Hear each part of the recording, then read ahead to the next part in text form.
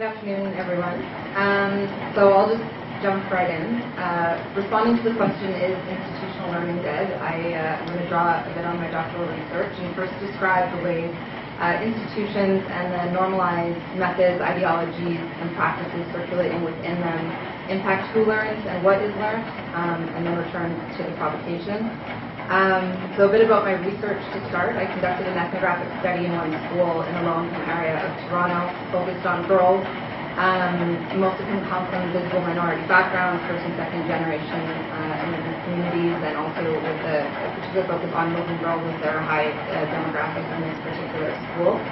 I organized and facilitated digital media production clubs designed to give students an opportunity to create media about topics that they're choosing, with the intention of exploring their relationship and their understanding of the relationship between school and the community.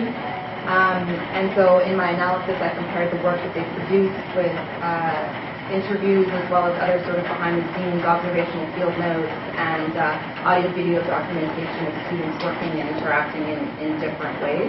And through research, my work interrogates widely made claims for the power of digital media production to give students voice and to offer researchers, teachers, and other adults insight into students' lives. And through this interrogation, I question the visibility of institutional learning before I question its lifespan. To explain, I'm going to present one example. So in this example, there were 3 grade 4 girls, 2 Salima and Nadia, who are Somali Muslims, and 1 Anara, pseudonym of course, Ghanaian Christian, who worked on in an after-school production club that was focused on news broadcasting. So it was to model sort of news broadcasting club, where they covered topics of anything they felt was newsworthy for the school or for the community. And we emphasized both positive things that they wanted to represent, as well as challenges and problems in the community, and then gave them the choice to talk about whatever they wanted. So in this example, the students focused on bullying, and in their video, Nadia interviewed Salima, while Anara did all of the filming. When Nadia asked Salima what type of bullying she gets, Salima's response was racism.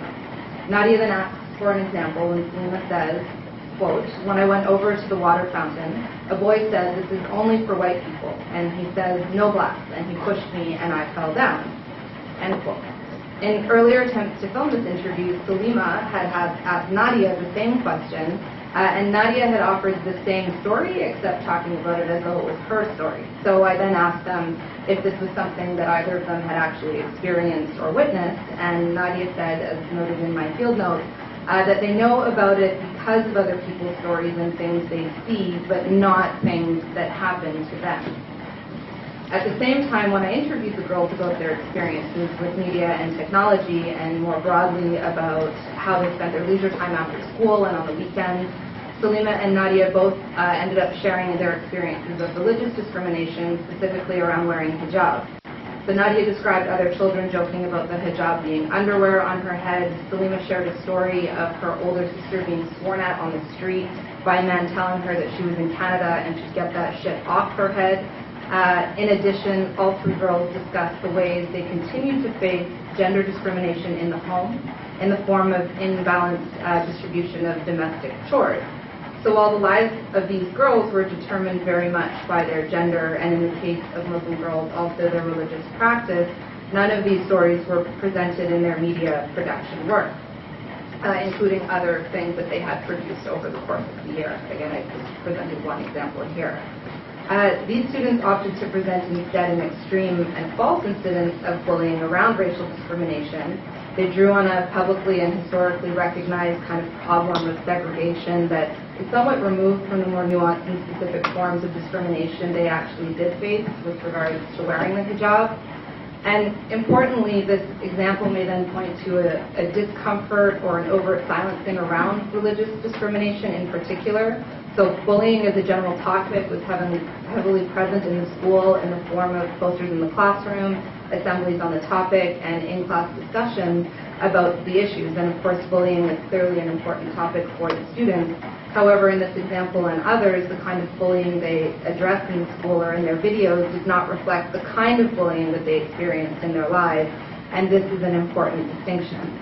So in my research examining the content of these students' work against what they say in interviews has led to an interruption in the notion that what students say on camera is a representation of their own experiences. And that's not to say that their choice to represent these issues doesn't matter. So I think it can be argued that they may still be sort of facing or experiencing certain kinds of racial oppression in this way by proxy of feeling that these stories may reflect them or people like them. However, it's important to consider the degree to which common stories about racism, and in this case bullying, echo in a kind of shared cultural consciousness among these students to the extent that they felt the stories were important to share despite them not having happened to them. So the interesting part then is also to consider why the idea of creating media in an after-school program in the style of the evening news did not seem like an appropriate forum to discuss their real-life world experiences when discussing racial discrimination in this way that didn't actually happen to them seemed okay. So I suggest that the reason for this is twofold, sort of returning back to 2 points around institutions and the kind of content valuing of certain stories over others that becomes present. So first, in the school, the generalized emphasis on bullying paired with the continued circulation of some common narratives around racial discrimination may have blanketed discussion about the actual experiences and issues the girls are facing. Second, I question how the type of media production, that of a news broadcast, also had an impact on what they shared. So when interviewed for the purpose of research, the girls were quite open about their lives. When producing the news, they opted not only to take the tone and persona of news broadcasters, but it appeared also to filter some way the content that they chose to share. So as an institution, news media has its own conventions and hot topics that get covered, and I question then if these students see a place for their own lives in this kind of public forum. So with regards to the initial question, is institutional learning dead? I suggest that there needs to be a re-examination of not only who institutional learning serves, but also how institutional learning presents itself. To ask what is dead or alive requires first an interrogation of what can be seen and what falls invisible behind more apparent institutional structures, like curriculum and board-sanctioned campaigns that influence what students come to see as valued knowledge.